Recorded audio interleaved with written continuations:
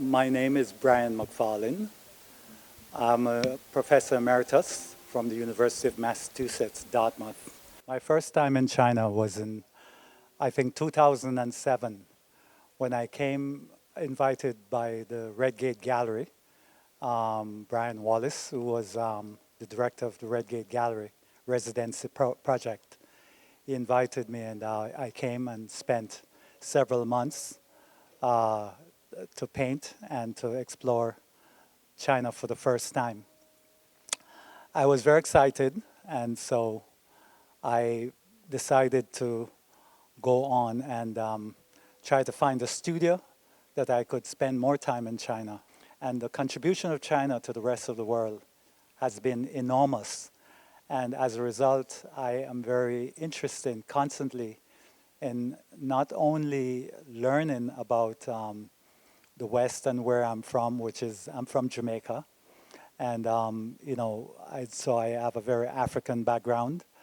But at the same time, I am not narrow in my thinking. I would like to learn as much about China and about other places in the world as much as possible.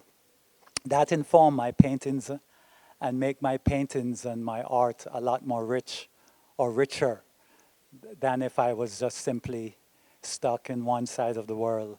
I had many role models in Jamaica, but then as I grew older and more mature as an artist, I got a scholarship to the Royal College in London, which took me again abroad, and I was not able to afford London, so I ended up in the United States, which was simpler and easier to navigate, and I was able to complete my master's or my graduate program at the Massachusetts College of Art in Boston.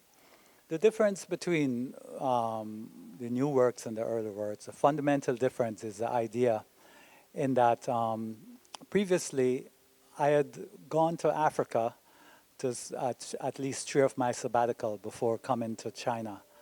And the ideas I got in Senegal and in Ghana were largely about egg and the mythology of egg and where human civilizations come from.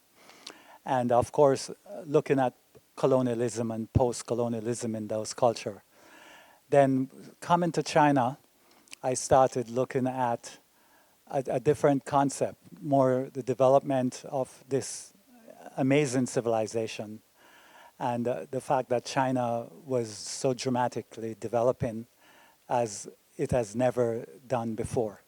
That in itself became a major fascination for me, to see a culture that was called third world move into a more first world status, which means that its technology, its creativity, its artists, everyone together was doing fascinating and major stuff. That was inspiring for me, and so I wanted to be in that environment and learn about the concept. So the bicycle became a symbol for me of this rolling and riding into the 21st century in a unique way, given the inventions of China, the new things that they did, the productivity of China, the economic development of China. That in itself was inspiring for me.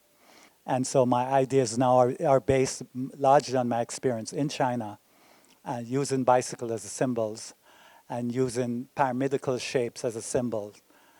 In that pyramids represent a kind of civilization that is advanced. And I see China as a modern pyramid.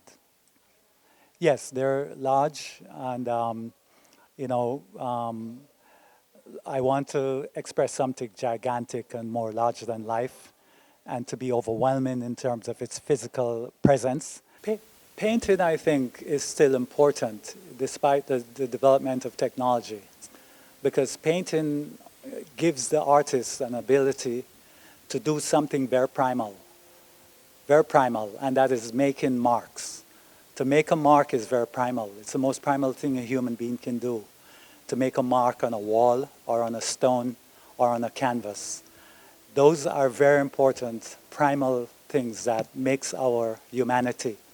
And that is how we were able to create language over time.